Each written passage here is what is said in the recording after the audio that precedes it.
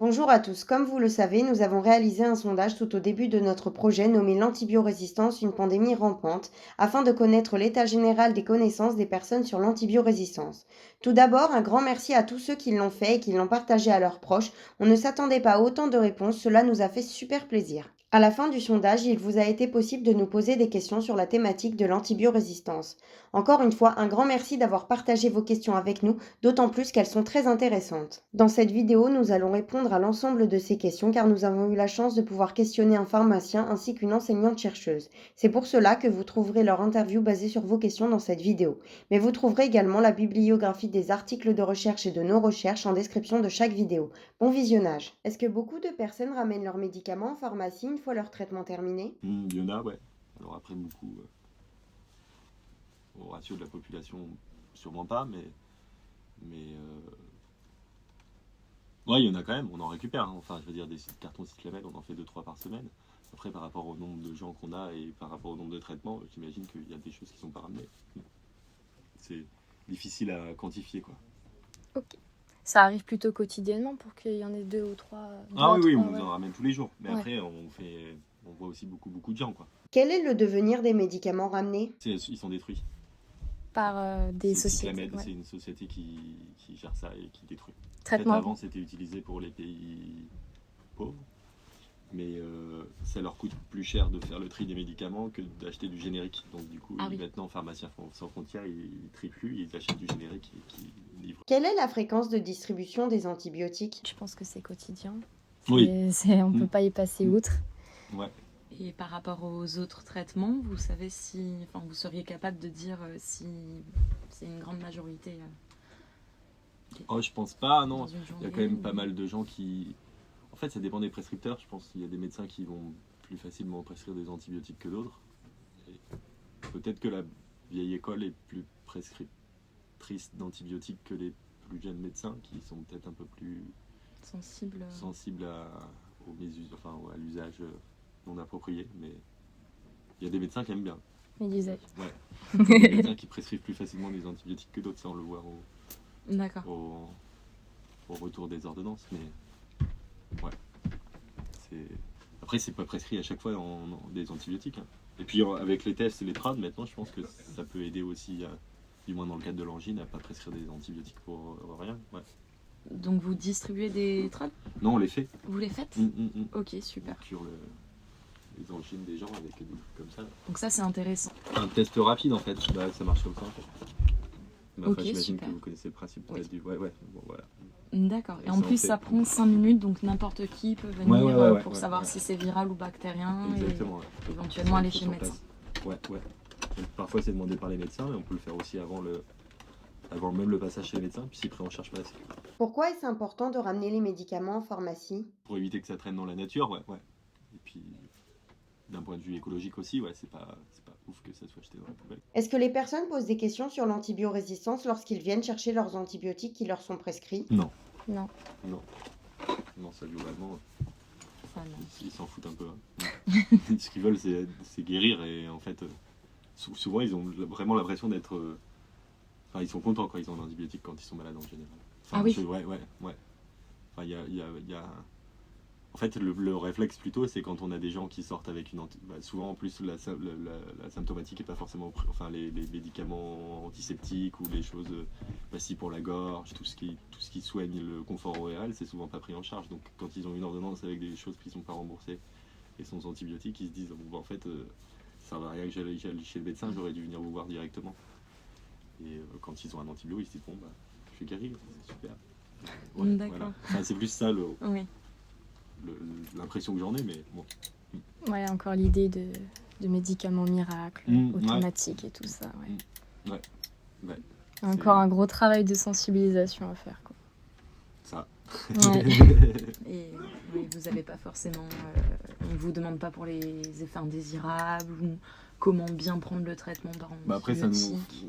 pour les effets indésirables, enfin, je veux dire, on le fait sur les. Enfin, je sais pas moi, si on donne du Tavanic, on dit de faire attention à cet talon d'Achille. Enfin, vous voyez, c'est la prise de probiotiques avec pour éviter la dégradation des flores, enfin des choses. Voilà, ou des photos sensibilisants parfois, des trucs comme ça. Enfin, ça, on remplit notre rôle, quoi. Après, de là, ouais, l'antibiorésistance, c'est pas un truc dont on parle tous les jours au comptoir, ouais. D'accord. Suite à plusieurs infections dans ma vie, prise d'amoxicilline et d'augmentin, je constate qu'à chaque nouvelle prise d'antibiotiques prescrite par nécessité, je fais des mycoses vaginales longues et intenses dues à la déstabilisation de ma flore. Mais comment y remédier? Comment éviter ça? Est-ce que vous, de vous-même, vous allez préconiser justement les probiotiques ou bien des ovules On a des à usage probiotiques. préventif peut-être?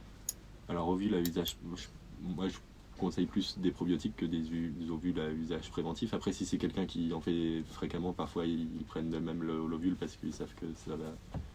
Mais ouais, on a des antibiotiques qui sont résistants enfin des probiotiques qui sont résistants aux antibiotiques qui peuvent servir au traitement d'une éventuelle mycose. Des Ok. Bactibian candidiasis, des choses comme ça, ou Bactibian ATV, des trucs qui peuvent. Enfin, ouais, parce qu'un probiotique classique, il va être tué par l'antibiotique. Alors qu'on en a certains qui sont faits exprès pour résister à ça et éviter la dégradation des flores. Comment y remédier? Effectivement, c'est un effet secondaire de la prise d'antibiotiques et ça c'est vrai, hein, ça déstabilise les flores, que ce soit digestive ou vaginale.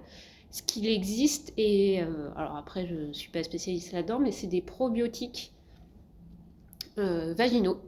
Donc ça existe. Peut-être pendant ou après, il faut se renseigner à la pharmacie, prendre ce genre de choses pour rétablir une flore normale.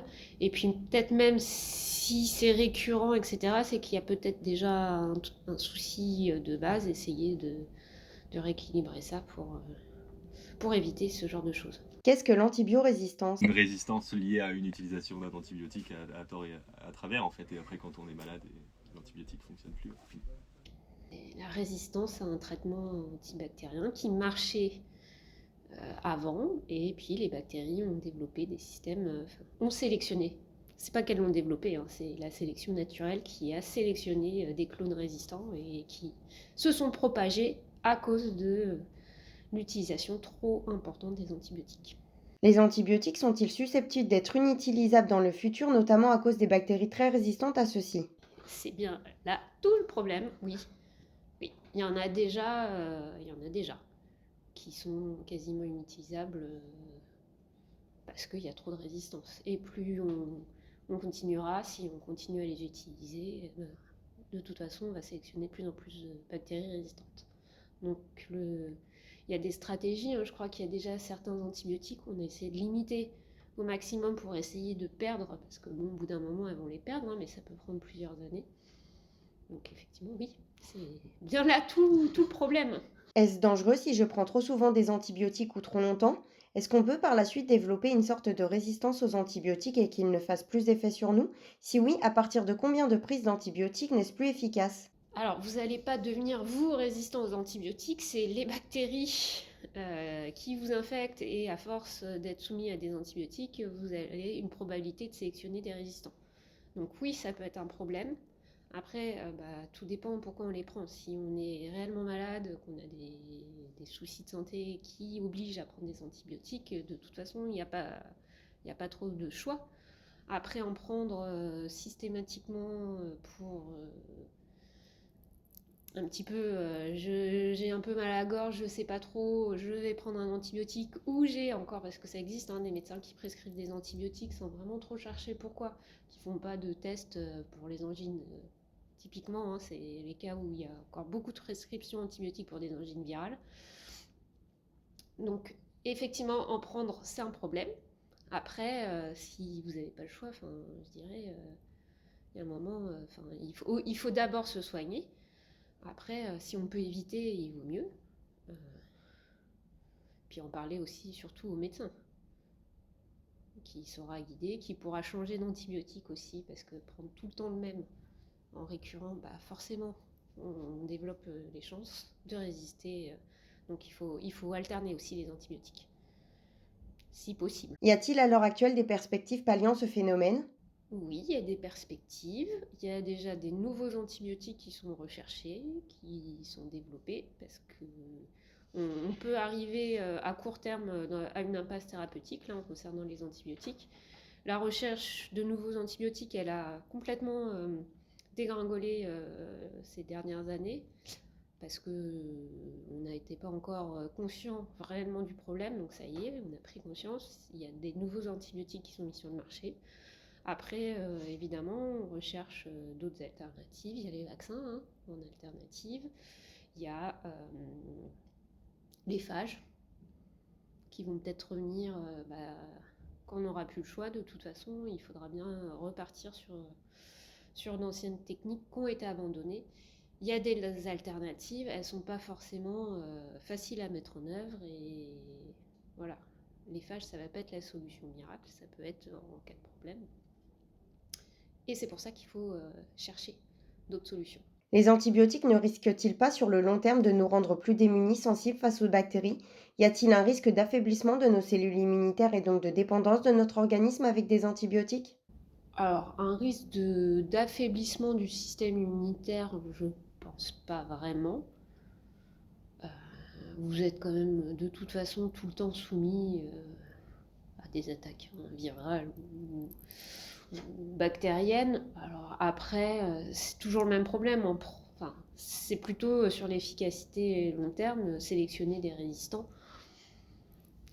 Voilà. Si vous sentez que ça va passer tout seul, un rhume, 99,9% des fois, il n'y a pas besoin de prendre d'antibiotiques. Quels sont les principaux types d'antibiotiques faisant face à l'antibiorésistance?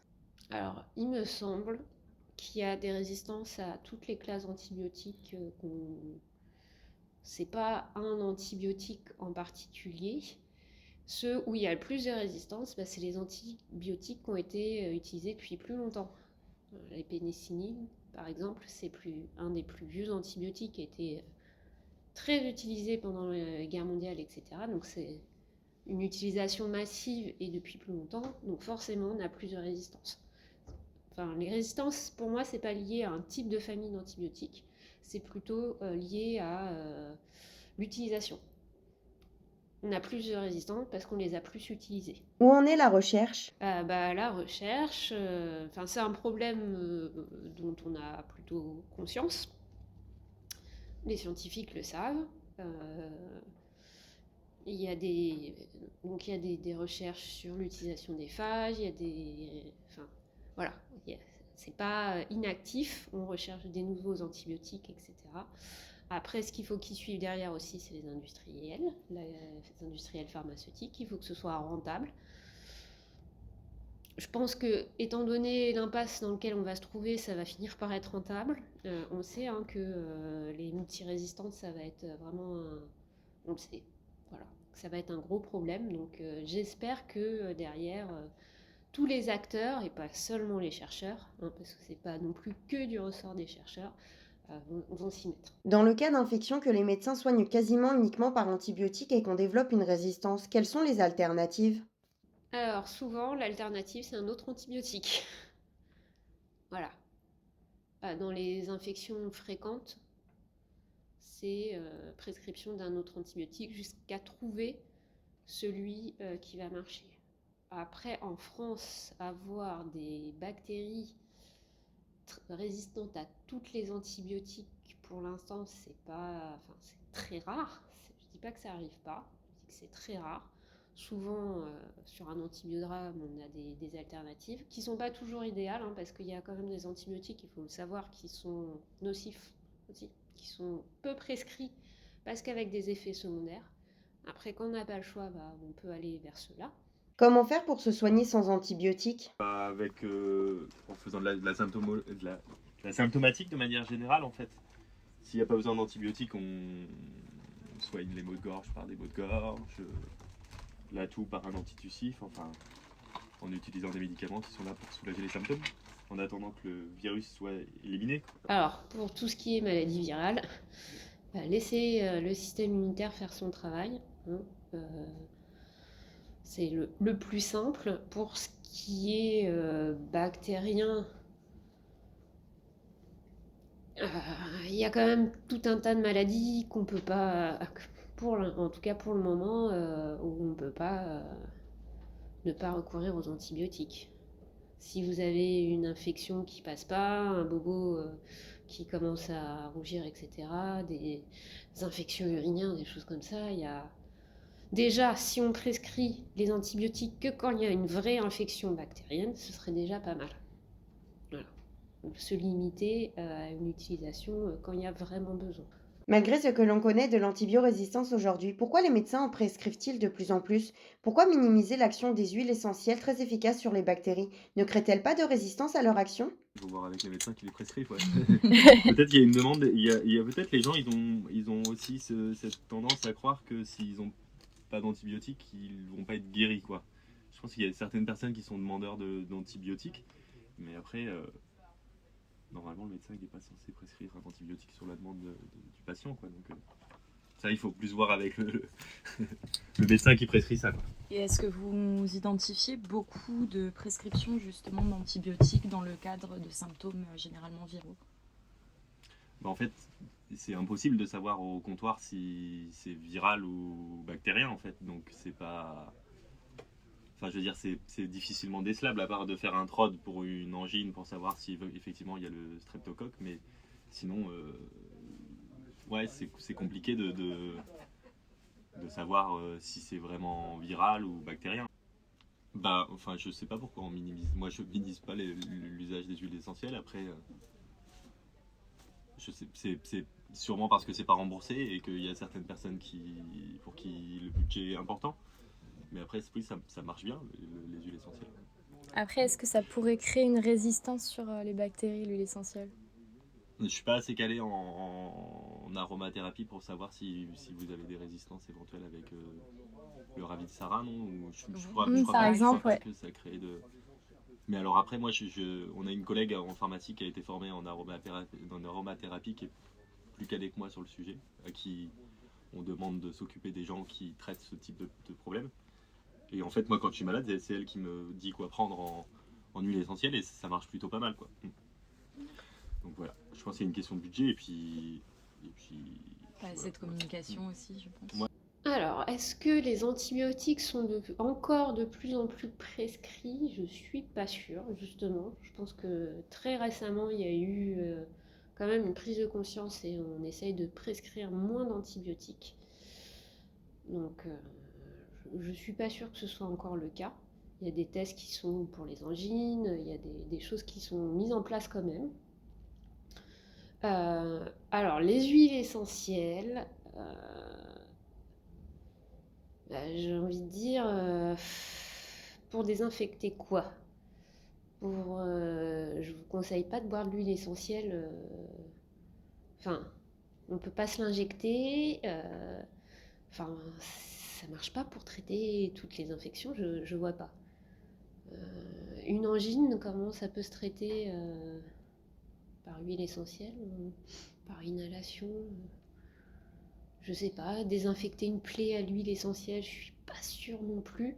Je crois, alors pour moi, les huiles essentielles, c'est plus en prévention, pour en mettre, j'en sais rien, sur un oreiller, pour mieux respirer.